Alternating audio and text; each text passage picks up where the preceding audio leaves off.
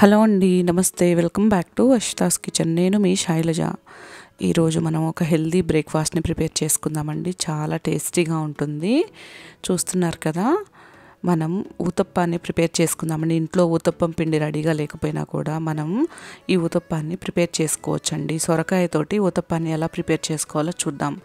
దానికోసం మన ఇంట్లో దోసపిండి లేకపోయినా ఇలా ఒక గ్లాసు రైస్ని నానబెట్టుకోవాలండి. ఓవర్ నైట్ నానబెట్టుకుంటే మనం ఊతప్పాన్ని ప్రిపేర్ చేసుకోవచ్చు. నేను ముడి బియ్యం తీసుకున్నానండి. సింగిల్ పాలిష్ రైస్ని ఒక గ్లాసు, నేను చూపించిన గ్లాసుని రాత్రంతా నానబెట్టుకున్నాను. పిల్లలు మామూలుగా సొరకాయ కూర చేస్తే పెద్దగా తినడానికి ఇష్టపడరు కదండి. అలాంటి వారి కోసం ఇలా సొరకాయతో ఊతప్పాన్ని ప్రిపేర్ చేసిస్తే అది సొరకాయ మనం పిండిలో కలిపామని కూడా వాళ్ళకి తెలియదండి. చాలా టేస్టీగా ఉంటుంది. చూస్తున్నారు కదా, ఈ విధంగా సొరకాయని తీసుకొని పీల్ చేసుకోవాలి. సొరకాయ మనం మొత్తం కూడా తెచ్చినప్పుడు సాంబార్లో కానీ ఏదైనా వాడినప్పుడు హాఫ్ మిగిలిపోతుంది కదండి. ఆ హాఫ్తో కూడా ఇలా ప్రిపేర్ చేసుకోవచ్చు.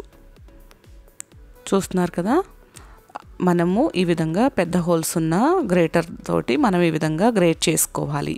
నేనైతే సగం సొరకాయని గ్రేట్ చేసుకున్నాను అండి. మిగతా సగాన్ని నేను ఉంచేసుకున్నాను.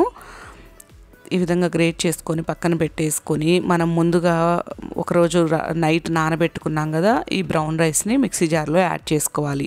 బ్రౌన్ రైస్తోనే చేయాలని ఏం లేదండి, మీకు అందుబాటులో ఏ రైస్ ఉంటే ఆ రైస్తో చేసుకోవచ్చు.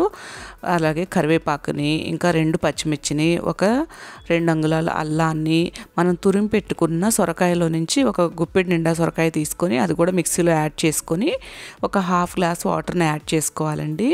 1 టేబుల్ స్పూన్ వరకు జీలకర్రని కూడా యాడ్ చేసుకోవాలి. తర్వాత మన రుచికి తగినంత ఉప్పును కూడా ఈ బియ్యంలోనే యాడ్ చేసేసుకోవాలి. వీటన్నింటినీ కలిపి మనం మెత్తటి పిండిలాగా మనం మిక్సీ పట్టుకోవాలండి. ఈ విధంగా చూస్తున్నారు కదా, ఇలా మిక్సీ పట్టుకొని దీన్ని వేరొక బౌల్లోకి వేసేసుకొని పెట్టుకోవాలి. కావాలంటే మీరు పిండిలో కూడా వేసుకోవచ్చండి. పచ్చిమిర్చి కానీ చిన్న ముక్కలుగా కట్ చేసుకొని జీలకర్రని యాడ్ చేసుకోవచ్చు. పిల్లలకి ఆ ఫ్లేవర్ అనేది బాగా ఉంటుందనేసి నేను ఈ విధంగా పిండిలోనే యాడ్ చేసుకొని మొత్తం మిక్సీ పట్టేసుకున్నాను. అల్లం కానీ, పచ్చిమిర్చి కానీ, కరివేపాకు కానీ. చూస్తున్నారు కదా, ఇప్పుడు మనం గ్రేట్ చేసిన మిగతా సొరకాయ ఉంది కదండి, ఇందాక ఒక గుప్పెడు మాత్రమే మనము మిక్సీ పట్టుకున్నాం కదా బియ్యంలో కలిపి. మిగతా సొరకాయని ఈ విధంగా మనం పిండిలో కలిపేసుకోవాలి. అదేవిధంగా ఒక గుప్పెడు నిండా కొత్తిమీరని కూడా చిన్న ముక్కలుగా కట్ చేసుకుంటే చాలా బాగుంటుందండి. దాన్ని కూడా యాడ్ చేసుకోవాలి.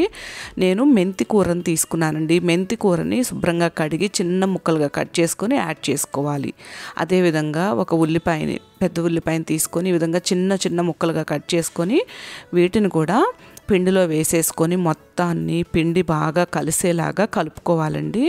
చూస్తున్నారు కదా, మనం మిక్సీ పట్టుకునేటప్పుడు ఎక్కువ వాటర్ వేసి మిక్సీ పట్టుకోవద్దండి. బియ్యాన్ని మిక్సీ వేసుకున్నాం కదా ఊతప్పం కోసం, ఎక్కువ వాటర్ వేస్తే లూజ్ అయిపోతుంది. హాఫ్ గ్లాస్ వాటర్ వేసుకొని చూసుకొని మీరు మిక్సీ పట్టుకోండి. చూస్తున్నారు కదా, ఈ విధంగా బాగా కలుపుకొని మనకేమైనా పిండి లూజ్ అయిపోయింది, ఊతప్పం వేయటానికి రావట్లేదు అనుకుంటే 1 టేబుల్ స్పూను మీరు శనగపిండిని కూడా వేసుకోవచ్చండి. కానీ నాకు అవసరం ఏం పడలేదు. చూస్తున్నారు కదా, మనం అప్పటికప్పుడు ప్రిపేర్ చేసినాం. ఇదేమి మనము పిండి వేసిన తర్వాత మనం ఏమి ఒక 4 గంటల పక్కన ఏం పెట్టలేదు కాబట్టి వెంటనే వేసుకుంటున్నాం కాబట్టి 1 చిటికెడు నేను సోడాను వేస్తున్నానండి. మనం ఫుడ్లో వేసుకుంటాం బజ్జీలది చేసేటప్పుడు ఆ సోడాను వేసుకొని కొంచెం వాటర్ని 2 టేబుల్ స్పూన్ వాటర్ వేసుకొని మొత్తం బాగా కలుపుకోవాలండి. చూస్తున్నారు కదా, ప్యాన్ స్టవ్ మీద పెట్టుకొని ఇలా హీట్ అయిన తర్వాత మనం ఆయిల్ని ఈ విధంగా గ్రీజ్ చేసుకొని ఒక గరిటె తీసుకొని ఈ విధంగా మందంగా ఊతప్పాన్ని వేసేసుకోవాలి. చూస్తున్నారా, మూత పెట్టేసి మనము సిమ్లో పెట్టుకొని మనం ఒక 5 నిమిషాల పాటు ఈ విధంగా కుక్ చేసుకుంటే లోపల ఉన్న సొరకాయ కూడా చక్కగా కుక్ అయిపోతుందండి. చూస్తున్నారా ఎంత చక్కగా ఉందో, ఎంత కలర్ఫుల్గా ఉందో మన ఊతప్పం అనేది. మనం గ్రేట్ చేసిన సొరకాయ కూడా బాగా మగ్గిపోతుందండి. మూత పెట్టుకొని మనము ఈ ఊతప్పాన్ని కుక్ చేసుకుంటే, లేదు అంటే మూత పెట్టకపోయినా కూడా అవుతుందండి. కానీ లోపల ముక్కలు పచ్చిగా లేకుండా ఉండాలంటే ఇలా మూత పెట్టుకుంటే మనకు చక్కగా మగ్గిపోతుంది సొరకాయ. ఈ విధంగా 2 వైపులా మనం టర్న్ చేసుకుంటూ ఈ ఊతప్పాన్ని ప్రిపేర్ చేసుకోవాలి. సొరకాయ కూర వద్దు అనే పిల్లలకి ఈ విధంగా మనం ప్రిపేర్ చేసిస్తే అన్ని కూరగాయలు మనం ఇస్తున్నామనే సాటిస్ఫాక్షన్ ఉంటుంది కదండి. చూస్తున్నారా ఎంత ఫాస్ట్గా ప్రిపేర్ చేసుకున్నాము. ఇది మార్నింగ్ బ్రేక్ఫాస్ట్లో కానీ లేదా ఈవినింగ్ పిల్లలు స్కూల్ నుంచి వచ్చేటప్పటికి కానీ మనం ప్రిపేర్ చేసి ఇవ్వచ్చండి.